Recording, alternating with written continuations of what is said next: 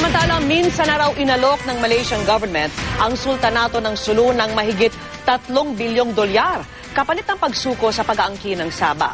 Formal namang iniakyat sa korte ang patong-patong na kaso laban sa 3 tauhan ng Sulu Royal Security Force na galing sa Sabah. Saksi si John Consulta.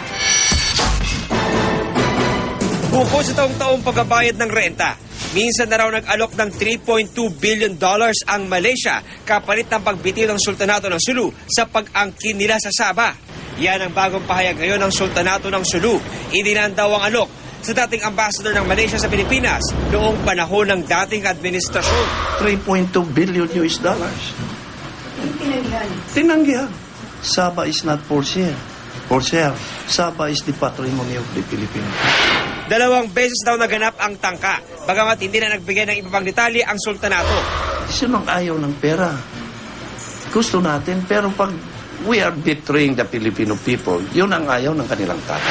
Bago nito ay nakaharap na ni Sultanate spokesperson Abraham Izarani at Sultanate Advisor Pastor Boy Saicon ang mga tauhan ng NBI. Kasunod na magkapasumpinan sa kanila para linawin ang ugat ng pagpunta ng mga tauhan ng sultanato sa Sabah. Sa opisina na lang ni Saicon naganap ang paghaharap. Habang nauna lang napagkasunduang pupuntahan na lang ng mga tauhan ng NBI ang sultan, kanyang asawa, isang kapatid at anak na si Jaisel na inisyon din ng supina.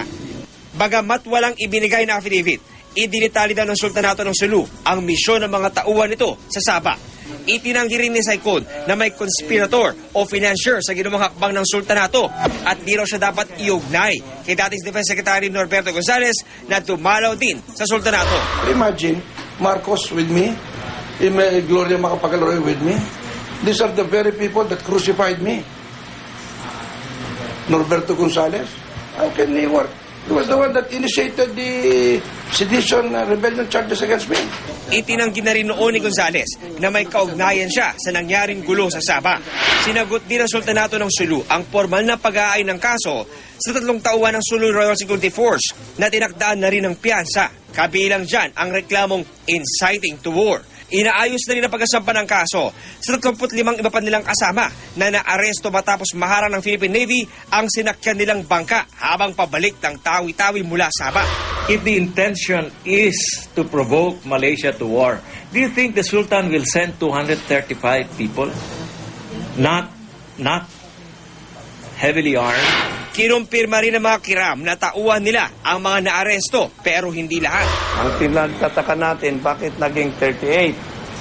Sapagkat ang pagkaalam natin ay 22 lang sila. Ang nakasakay lang ay 22 lamang.